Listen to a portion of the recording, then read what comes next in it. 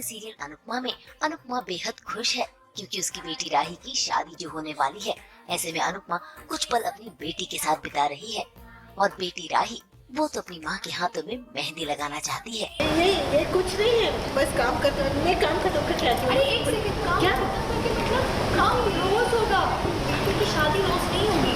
और बेटी की मेहंदी में माँ का हाथ खाली। प्रिया को क्या? हाथ राखी तेरी मेहंदी मम्मी, खराब है। कुछ नहीं। क्या कर रही है आप छोकरी? हाथ दीजिए, मम्मी। अच्छा एक मिनट, ये ले, क्या लगा? भाई राही की जिंदगी में तो खुशियाँ आ रही हैं और माँ बेटी का ये रिश्ता तो अटूट है। ऐसे में दूर खड़ी माँ ही ये देखकर जल रही है। इसीलिए देखिए कैसे वो पानी का गिलास लेकर पहुँच जाती है राही की मेहंदी मिटाने के लिए। वो तो शुक्र है कि अनुपमा अपनी बेटी की मेहंदी को बचा लेती है। संभल के मार समझ। आई एम सॉरी, वो कारपेट पे मेरा पैर अटक गया। सॉरी। भाई अनुपमा तो बखूबी जानती है कि माही के इरादे क्या है। फिलहाल तो उसने इस बात को नजरअंदाज कर दिया है और अपनी बेटी राही की खुशी में शामिल हो गई है।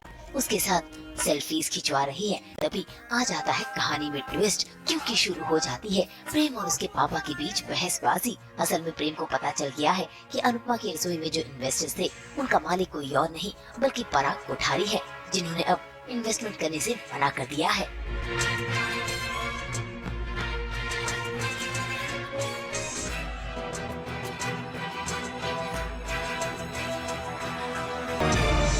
वाह! बहुत अच्छी रिश्तेदारी दिखाई आपने मिस्टर कोठारी। वाह! क्यों किया? हाँ? किसी और को बिजनेस में आगे बढ़ते देखना आपसे बर्दाश्त नहीं होता? या यूं कहो कि आपके खानदान के नाम की जगह मैं अपनी काबिलियत के दम पे आगे बढ़ रहा था तो वो आपसे बर्दाश्त नहीं हुआ।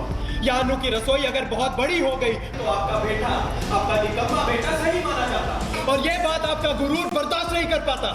बोलिए बोलिए कोठारी साहब, इस मेहरबानी की क्या वजह थी?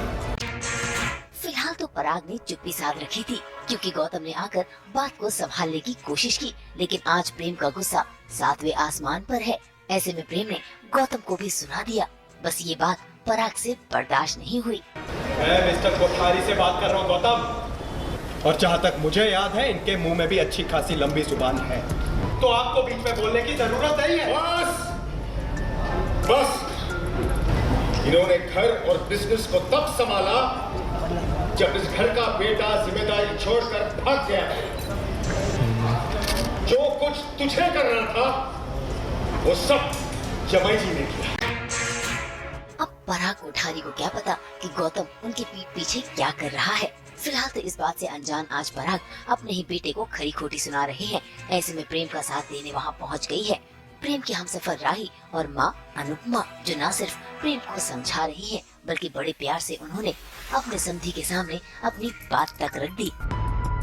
आज जो एक बड़ा विशाल बरगद का पेड़ है वो कभी तो एक छोटा सा बीज रहा होगा।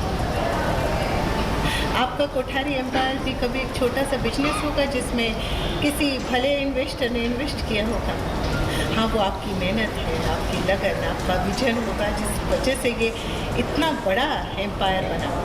तो भगवान करे हमेशा ऐसे ही रहे। पर क्या पता कल को हमारी अनु की रसोई भी कोठारी एम्पायर से बड़ा बिजनेस बन जाए, क्या पता। इतने हैरान क्यों हो रहे हैं?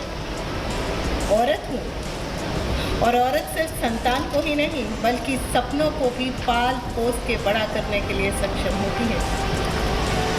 एक छोटे से ठेले से शुरुआत की थी अन्नू की रसोई और अकेले उसे क्लाउड किचन तक लेकर आई और अब तो इतने सारे काबिल लोग हैं मेरे साथ, तो इसे यहाँ से आगे लेकर जाऊंगी। भाई आज तो अनुपमा ने सभी के सामने हौसले बुलंद करके इस बात का ऐलान कर दिया है कि उन्होंने उड़ान भर ली है और इस उड़ान में पूरा परिवार उनके साथ है। अब देखना होगा कि क्या अनुपमा अपनी रसोई को ऊंचाइयों के मुकाम तक पहुंचा पाएगी और क्या पराग को अपनी गलती का एहसास करवाएगी।